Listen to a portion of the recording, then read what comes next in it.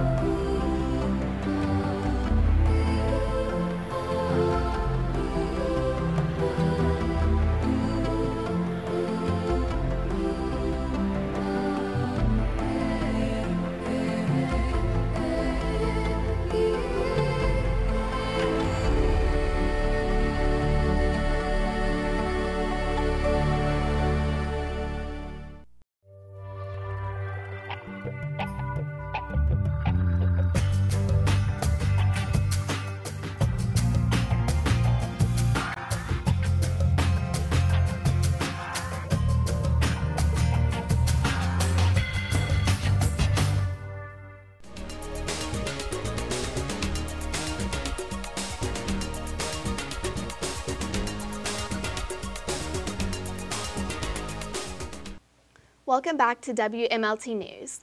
This year, a new alternative to energy drinks has begun to be distributed and has led to controversy on college campuses throughout the U.S.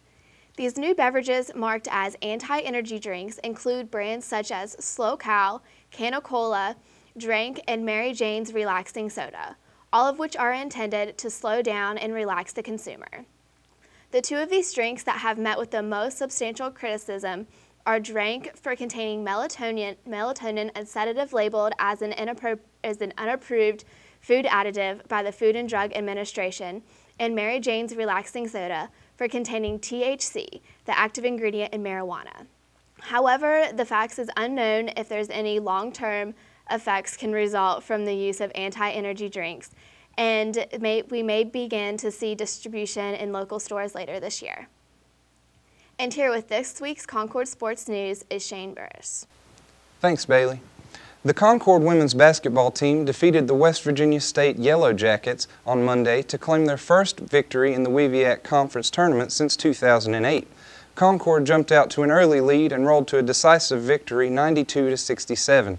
Sydney Lindsay finished the game for Concord with 21 points and 5 steals, as well as 4 assists and 4 rebounds.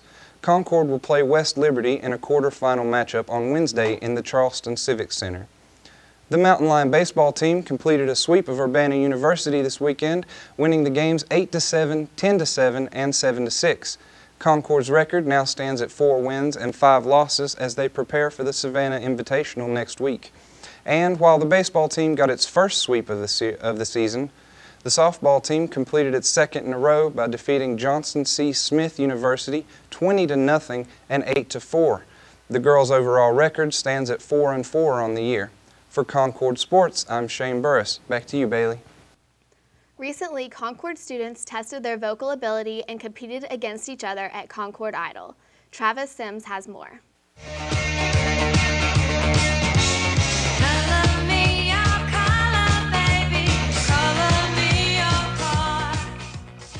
Hello, I'm Travis Sims. Tonight, I'm at Concord Idol, the Student Activities Committee's version of American Idol. Tonight, our fellow Mountain Lions will compete and pit their vocal abilities against each other. Anna Harding has more. Concord University Student Activities Committee is very proud to present Concord Idol, hosted by John Tagliari. We have approximately 20 students who will be competing for $150, $75, and $50 gift cards.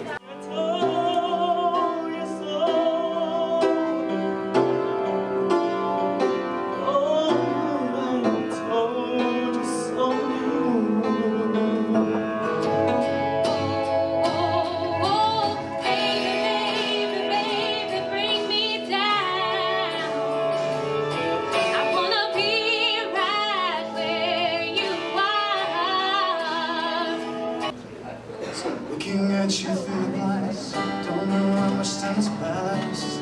All I know is that it feels like forever. No one ever tells you forever feels like home. Sitting all alone inside your head.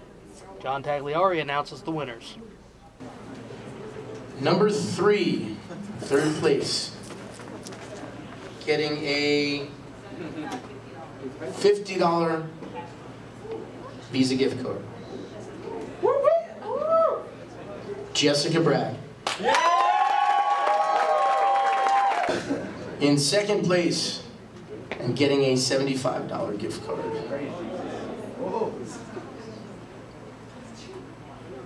Cody Boone. In first place, drum roll please, everybody. Justin Tran.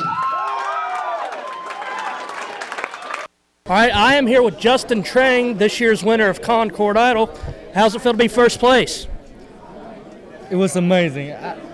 It was unbelievable. I couldn't believe that I'm going to make this place. A few came out winners, others not so lucky. But a load of great talent came out tonight, and there was a good crowd as well. All in all, it was a good night for Concord Idol. Well, that's all for me. I'm Travis Sims reporting for WMLT. The 83rd Academy Awards was this past weekend, hosted by James Franco and Anne Hathaway.